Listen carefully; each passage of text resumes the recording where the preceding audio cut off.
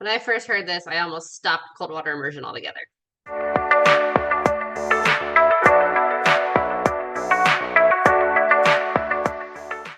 Hi guys, welcome back to Wellness Wednesday. Today we were talking about fertility and cold exposure.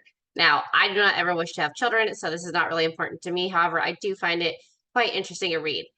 As always, big shout out to my research team, and let's get into it.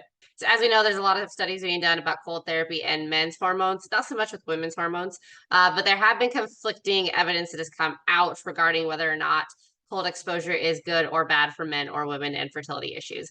Most of the literature is saying that as far as men are concerned, just doing an ice bath is probably not going to be enough to circumvent any other environmental issues that are coming with sperm production.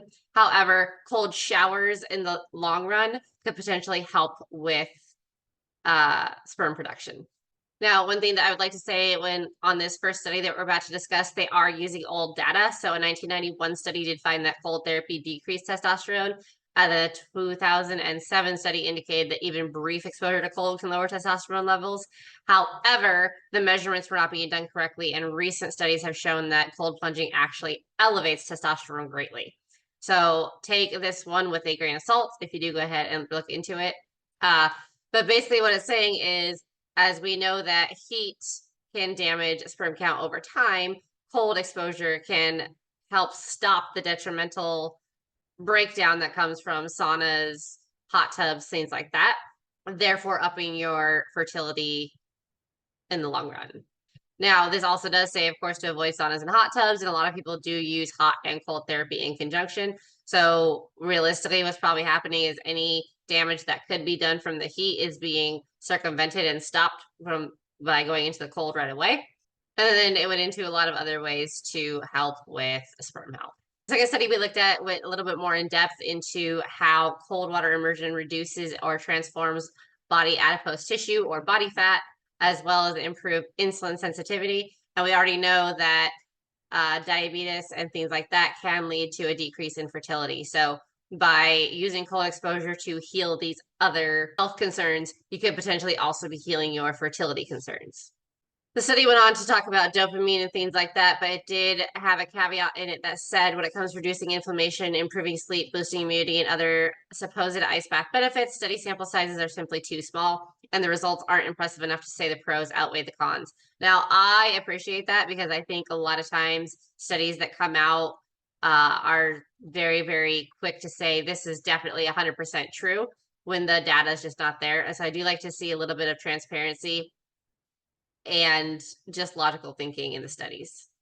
This particular article, again, did not necessarily link to any scientific studies that I could see. So again, take everything with a grain of salt.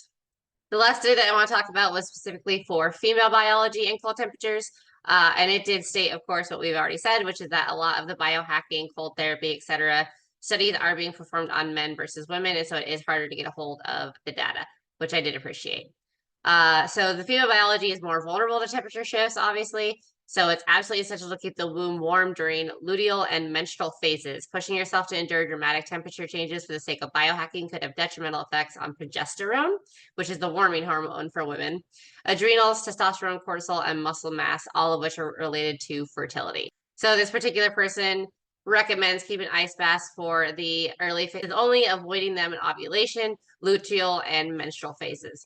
Now, I don't necessarily agree with this from a personal perspective, just because I find, and many other women find, that cold plunging during times of PMS or in the first couple of days of menstruation can really, really help with cramping, bloating, irritability, things like that. But again, I am not doing it to up my fertility.